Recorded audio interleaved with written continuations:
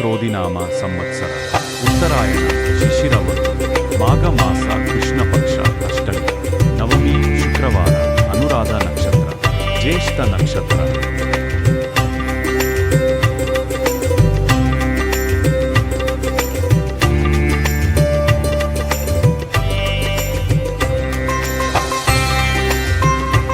ಶ್ರೀ ಕ್ರೋಧಿನಾಮ ಸಂವತ್ಸರ ಉತ್ತರಾಯಣ ಶಿಶಿರ ಋತು ಮಾಘ ಮಾಸ ಕೃಷ್ಣ ಪಕ್ಷ ಅಷ್ಟಮಿ ನವಮಿ ಶುಕ್ರವಾರ ಅನುರಾಧ ನಕ್ಷತ್ರ ಜ್ಯೇಷ್ಠ ನಕ್ಷತ್ರ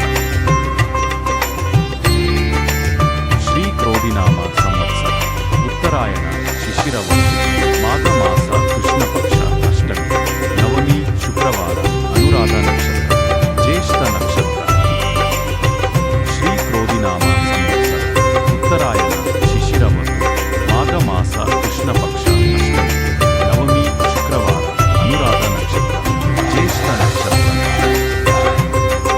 ಇಂದು ವ್ಯಾಪಾರದಲ್ಲಿ ಆರ್ಥಿಕ ಲಾಭ ದೊರೆಯಲಿದೆ. ಹೂಡಿಕೆಗಳು ಉತ್ತಮ ಲಾಭವನ್ನು ನೀಡುತ್ತವೆ. ಕುಟುಂಬ ಸದಸ್ಯರೊಂದಿಗೆ ಸೈದ್ಧಾಂತಿಕ ಭಿನ್ನಾಭಿಪ್ರಾಯಗಳಿವೆ. ಅನಗತ್ಯ ವಾದಗಳನ್ನು ತಪ್ಪಿಸಿ ಶಾಂತ ಮನಸ್ಸಿನಿಂದ ಇಂದು ನಿಮ್ಮ ಸಾಮಾಜಿಕ ಸ್ಥಾನಮಾನ ಮತ್ತು ಪ್ರತಿಷ್ಠೆ ಹೆಚ್ಚಾಗುತ್ತದೆ.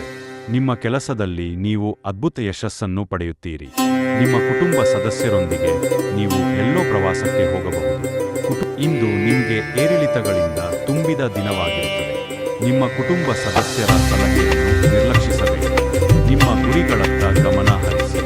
ಒಂಟಿ ಜನರು ಇಂದು ವಿಶೇಷ ವ್ಯಕ್ತಿಯನ್ನು ಭೇಟಿಯಾಗಬಹುದು.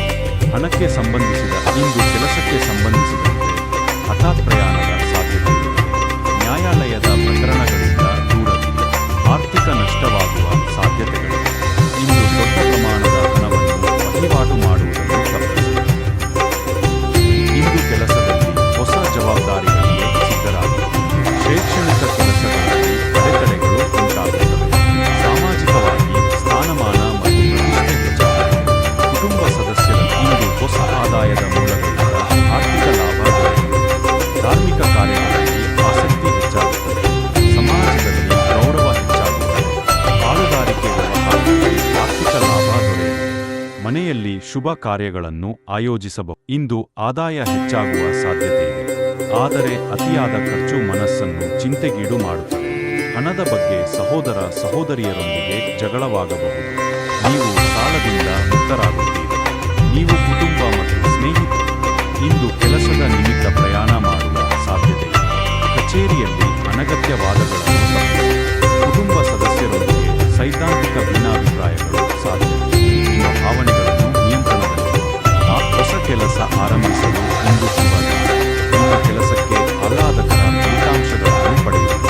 ಮನೆಯಲ್ಲಿ ಧಾರ್ಮಿಕ ಕಾರ್ಯಗಳನ್ನು ಆಯೋಜಿಸುವುದರಿಂದ ಸಂತೋಷದ ವಾತಾವರಣ ಇರುತ್ತದೆ. ಹಣಕಾಸಿನ ವಿಷಯಗಳಲ್ಲಿ ಅದೃಷ್ಟವು ನಿಮಗೆ ಅನುಕೂಲಕರವಾಗಿರುತ್ತದೆ. ವ್ಯವಹಾರದಲ್ಲಿ